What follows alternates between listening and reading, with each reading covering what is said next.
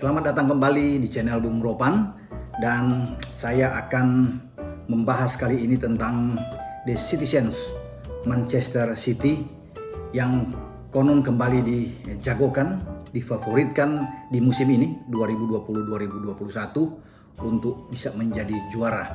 Saya pikir wajar-wajar saja karena dalam satu dekade terakhir, dalam 10 tahun terakhir, mereka adalah satu-satunya tim yang meraih 4 gelar dengan 3 pelatih berbeda. Jadi suatu hal yang luar biasa. Kalau dalam sejarah Liga Primer modern, tentunya semua sudah tahu bahwa tetangga mereka, The Red Devils Manchester United, merebut 13 gelar ya, bersama dengan Sir Alex Ferguson. Tetapi City adalah pengecualian ketika di era modern ini.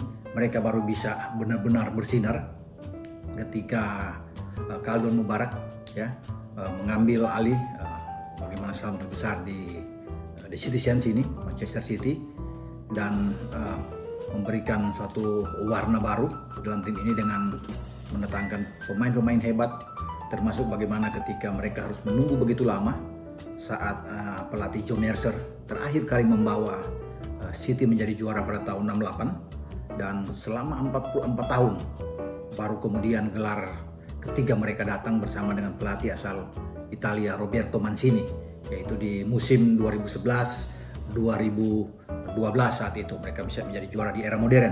Jadi saya sudah katakan di awal bahwa sepanjang 10 tahun terakhir ada 3 pelatih ya setelah Mancini. Ada Pellegrini, yang Manuel Pellegrini yang bisa memberikan gelar di 2013-2014 bersama dengan Manchester City.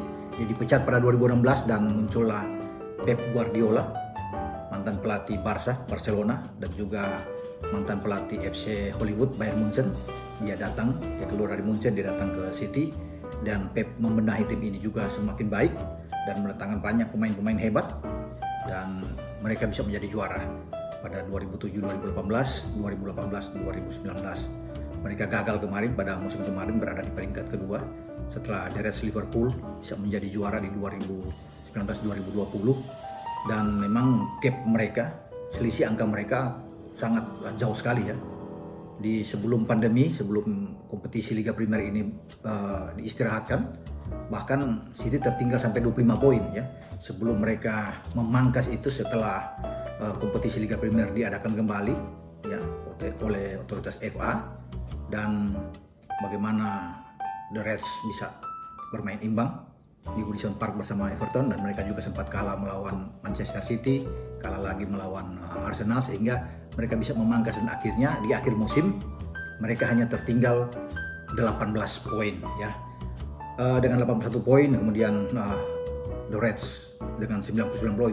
Tapi ini pun terlalu jauh saya pikir ya, antara peringkat pertama dan peringkat kedua, di mana mereka berada di peringkat kedua dengan selisih begitu jauh 18 poin. Inilah yang menjadi tantangan bagi Pep untuk tidak bisa mengulangi lagi pada musim kemarin, di mana mereka dalam 38 pertandingan mereka hanya menang 26 kali, 3 kali imbang, dan 9 kali kalah. Sesuatu yang sebenarnya sulit untuk dibayangkan, bagaimana sebuah tim bagus, punya kedalaman skuad yang hebat seperti Manchester City, mereka menderita 9 kekalahan. Itu yang membuat mereka begitu jauh, sangat sulit untuk bisa mengejar Liverpool yang dengan santai untuk bisa mengunci gelar. Nah, pada musim ini Pep saya pikir akan belajar banyak bagaimana mereka pada musim lalu terpuruk sekali bermain dengan pemain-pemain hebat, tapi mereka menderita 9 kekalahan, dan itu tidak boleh terulang pada musim ini ketika mereka difavoritkan kembali menjadi juara. Dan saya kira kesempatan mereka menjadi juara memang sangat besar ya, karena bagaimana materi pemain-pemain mereka yang hebat ya di semua lini, dari penjaga gawang, di sektor lini pertahanan bagus, di sektor tengah yang menjadi vital dari permainan sebuah tim, dan di depan juga mereka banyak opsi yang akan dilakukan oleh Pep di sini. Jadi saya memang tidak begitu ragu dengan tim ini, karena memang mereka punya pemain-pemain yang hebat yang bisa mendukung target dari Pep ya untuk bisa menjadi juara di Liga Primer untuk yang kelima kali dalam era modern ini, bahkan dalam satu dekade terakhir. Suatu hal yang luar biasa, tapi memang ada ambisi yang terpendam yang mereka gagal kemarin, karena tujuan Pep mungkin sudah puas. Mereka pernah di FA Cup juara, pernah di Piala Liga Carabao Cup juara, kemudian Di Community Shield juga mereka pernah juara, Liga Premier apalagi ya di bawah Pep. Pep menginginkan kemarin bahwa mereka harus bisa menjadi juara sebenarnya di Liga Champions yang dijuarai oleh Bayern Munchen ketika bermain di Lisbon kemarin ya, mengalahkan PSG. Tapi sayang mereka tersandung ya di perempat final melawan Lyon, kalah dengan 3-1 sehingga buyarlah harapan Pep, dan itu yang akan Pep kejar ya. Selain Liga Premier tentu Piala FA dan Piala Carabao atau Piala Liga. Target utama Pep adalah bagaimana dia bisa membawa Manchester City menjadi juara di Liga Champions. Karena setelah dari Barca bersama dengan Messi, dia pindah ke Bayern Munchen, dia tidak bisa mendapatkan hal itu. Di Munchen dia sukses ya di Bundesliga, tapi ketika dia datang juga ke Inggris bersama dengan City, banyak gelar diberikan, tapi di Liga Champions selalu gagal. Nah, dengan kedalaman skuad yang bagus saat ini, saya tertarik untuk bisa melihat tim ini sejauh mana sepak terjang mereka pada musim ini, ketika mereka harus berhadapan dengan tim-tim yang juga melakukan pembenahan dan pembelian pemain yang baik ya, terutama Chelsea, klub dari London ini yang begitu agresif di dalam pembelian pemain di bursa transfer musim panas. Karena Chelsea juga punya ambisi dengan Frank Lampardnya tentunya untuk bisa menjadi juara di Liga Premier, karena Chelsea juga di era modern dalam 10 tahun terakhir 2 kali bisa menjadi juara ya. Jadi hanya tim-tim tertentu yang bisa menjadi juara di 10 tahun terakhir ya. Ada MU dengan 2 kali, Chelsea 2 kali, kemudian Manchester City dengan 2 kali, ada Leicester, kemudian ada Liverpool terakhir kemarin bisa menjadi juara. Nah, saya menyorot tentang pemain-pemain mereka ya, pemain-pemain City saat ini. Pep tidak akan kesulitan saya pikir untuk bisa meracik sebuah taktik dan strategi dengan pola apapun. Saya pikir dengan kedalaman skuad yang saya katakan tadi bagus, Pep punya opsi untuk bisa bermain ya. Bisa bermain artinya dalam hal ini menerapkan pola permainan sesuai dengan lawan yang akan mereka hadapi. Karena dengan gaya Pep yang attacking football, yang lebih terbuka bermain, lebih menyerang, mereka tidak mengenal istilah bermain menunggu serangan lawan atau counter attack. Saya pikir itu bukan gaya Pep. Tetap tim ini melakukan suatu permainan terbuka, agresif, menyerang sepanjang pertandingan. Itu menjadi ciri khas dari Manchester City selama ini di bawah Pep, memperagakan permainan dengan ukuran pendek dari kaki ke kaki ya. Sama seperti ketika dia berada di Barca dengan tiki-takanya, dan ini dilakukan bersama dengan City. Nah, dengan gaya Pep seperti ini memang cocok ya ketika mereka bisa menjadi juara 2 kali sebelum diambil oleh Liverpool, dan sekarang mereka membidik lagi gelar di Liga Premier.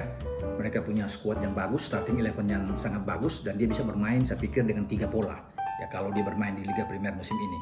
Kenapa 3 pola? Dia punya opsi pertama, dia bisa bermain dengan tentunya pola yang lebih keren ya, yang akhir-akhir ini di beberapa musim terakhir selalu dimainkan oleh semua tim ya, termasuk oleh Liverpool sendiri dengan Klopp memainkan 4-3-3. Nah, Pep juga punya skuad yang bisa menopang dengan gaya yang sama, skema 4-3-3, karena mereka punya penjaga gawang Brasil, Ederson yang sangat bagus.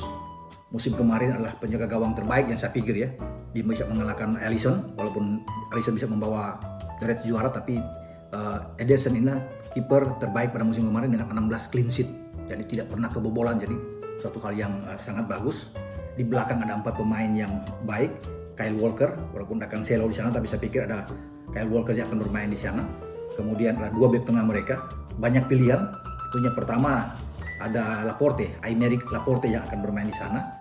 Dan pilihan kedua pasti sang kapten ke-11 mereka, Fernandinho ya, pemain yang sangat berpengalaman. Tapi jika sudah dimakan usia dan Pep ingin mengganti Fernandinho juga, masih bisa saya pikir. Mereka masih punya pemain Nicolas Otamendi, John Stones yang ada di sana, Eric Garcia juga yang bisa bermain. Jadi di tengah ini banyak opsi. Tetapi saya menempatkan bahwa Laporte dan Fernandinho yang bisa bermain di sini dengan Nathan Ake ya, pemain yang diambil dari Bournemouth kemarin yang bisa bermain dari sisi kiri yang bisa ditempatkan, sehingga ini 4 pemain belakang terbaik yang menurut saya yang ada di formasi 4-3-3 Pep. Di tengah saya pikir ada pengatur ritme permainan, pengatur serangan mereka, pemain terbaik pada musim yang lalu, Kevin De Bruyne dari Belgia, pemain yang sangat bagus, aktif dalam bola-bola mati. Saya senang dengan pemain ini, punya style yang sangat bagus, begitu tenang, visi bermain bola sangat jelas. Dan Kevin De Bruyne adalah pemain utama saya pikir ya untuk bisa bermain di sini. Dia juga bisa menjadi kapten ketika Fernandinho tidak dimainkan, dia akan bisa mengambil band kapten. Di tengah ada Rodrigo ya, main Spanyol yang juga selalu bisa mendapat tempat di tim utama. Dan satu lagi ada pemain muda, kalau memang ditempatkan ini Pep berani, saya pikir ini pemain muda yang lagi naik daun, punya talenta luar biasa, Phil Foden. Kemudian di depan ada 3 pemain dengan Riyad Mahrez yang bisa bermain dari sayap, sangat bagus, punya skill yang sangat kuat. Dengan pemain berpengalaman mungkin Kun Aguero, ya, jika dia tidak berhenti di sini, tidak pensiun dan dia tetap akan dipakai, Kun akan bermain di sini, dan Raheem Sterling yang ada di sayap kiri. Jadi ini satu komposisi 4-3-3 yang sangat efektif, sangat mematikan bagi The Citizens. Nah, pola berikut yang ditampilkan, saya pikir dia bisa bermain dengan 4-2-3-1 ya. Di belakang tetap sama, Ederson, kemudian ada Kyle Walker, ada Fernandinho, ada Laporte dan Nathan Ake. Kemudian dia bisa menempatkan juga pemain asal Jerman, Ilkay Gundogan, ya, bermain bersama dengan Rodrigo di sini, dan dia bisa menempatkan pemain lain di agak ke depan gelandang, di depan Gundogan dan juga Rodrigo. Dia bisa menempatkan pemain Portugal lainnya, itu Bernardo Silva. Kalau dia menyimpan Mahrez untuk main di babak kedua, dia bisa punya opsi lain, ada Bernardo Silva, pemain yang bagus juga dari Portugal ini, dengan Kevin De Bruyne yang bisa bermain di belakang striker ya, dan Raheem Sterling tetap di depan, atau bisa menempatkan jika tidak ada Aguero, masih ada Gabriel Jesus yang bisa dimainkan di sini di posisi dengan 4-2-3-1. Nah, ada pola yang sebenarnya pola yang agak unik ya, yang dimainkan ketika dia berada di Munchen, Pep maksud saya. Pep selalu bermain ketika di Munchen dengan pola ini, 4-1-4-1. Jadi bagaimana ada 4 pemain belakang, ada 1 pemain yang bisa lebih bertahan, ada 4 gelandang serang yang bagus, dan 1 striker. Nah, bisa saja dia bermain dengan pola ini kalau bukan 4-3-3 atau 4-2-3-1, dia bermain dengan pola ini ya, pola alternatif yang bisa saya katakan di sini. Ederson yang bermain di sana, Kyle Walker, Laporte dan juga Fernandinho. Nathan Ake tentunya akan ada di sana, walaupun di bek kiri saya pikir ada Benjamin Mendy yang bisa dimainkan, ada Zinchenko yang juga bisa dimainkan di sini. Banyak pilihan ya yang bisa ditampilkan di bek kiri. Nah, siapa satu-satunya orang yang bisa bermain agak ke dalam ya, sebagai gelandang yang lebih bertahan? Rodrigo saya pikir mungkin menjadi pilihan. Kalau bukan Gundogan, Rodrigo akan dimainkan di sana. Kemudian ada 4 pemain. Saya coba bisa menempatkan pemain yang baru mereka datangkan dari Valencia, yaitu Ferran Torres, pemain muda yang sangat bagus, bisa bermain dari sayap, sangat kuat di dalam penetrasi ke dalam kotak penalti, passing yang sangat baik. Saya pikir ini pemain muda yang layak yang bisa ditempatkan di posisi sayap kalau Mahrez tidak dimainkan atau Bernardo Silva tidak dimainkan. Torres yang akan dimainkan. Kemudian tentunya Kevin De Bruyne ya, dan Phil Foden. Saya pikir ini bisa juga dimainkan pemain muda, sehingga bisa dengan Raheem Sterling. 4 pemain ini yang sangat kuat. Ini begitu berbahaya ya kalau bermain dengan 4-1-4-1. Saya senang dengan pola ini kalau Pep bisa menginginkan ini. Memang tidak selalu dimainkan ketika di Liga Primer dengan pola ini, tapi kalau ini yang dimainkan, mereka kuat dalam bertahan dan kuat dalam menyerang dengan Rodrigo, Ferran Torres, De Bruyne, kemudian ada Phil Foden dan Raheem Sterling. Nah, di depan tentunya tinggal dipilih. Bisa Kun Aguero atau Sergio Aguero dan juga Gabriel Jesus yang ada di sini. Nah, itu yang saya katakan bahwa kedalaman skuad ini sangat kuat sekali. Jadi Pep bisa bermain ya, dengan pola apapun, bahwa di babak kedua juga dia punya pelapis yang sangat baik yang dia bisa masukkan di sini ke dalam dari bench tentunya ke dalam starting 11 dia. Jadi saya katakan di sini memang mereka layak ya. Sebelumnya saya sudah bilang bahwa ada hanya 4 tim yang akan menjadi juara, Liverpool, City, The Blues dan juga Manchester United. Walaupun kemarin start yang sangat bagus dari Arsenal, sama seperti musim lalu juga Arsenal melakukan start dengan bagus, tapi akhirnya mereka terpuruk di pekan ke-9 setelah kalah dari Sheffield. Dan ini akan menjadi tantangan saya pikir kembali ke Pep.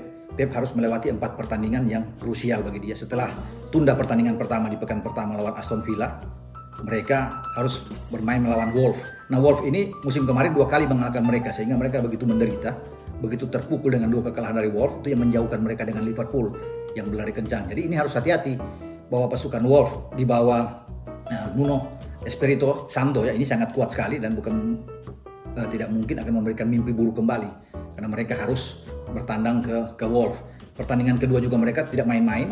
Mereka ketemu Leicester, walaupun bermain di Etihad. Leicester membuka pekan pertama dengan sangat bagus, mengalahkan West Brom dengan 3-0 di kandang West Brom, dengan Vardy membuat 2 gol walaupun dari penalti. Saya pikir harus berhati-hati bagi Pep, karena ini tim yang sangat kuat, tim asuhan Brendan Rodgers ini, yang juga selalu bisa memberikan kejutan-kejutan ya.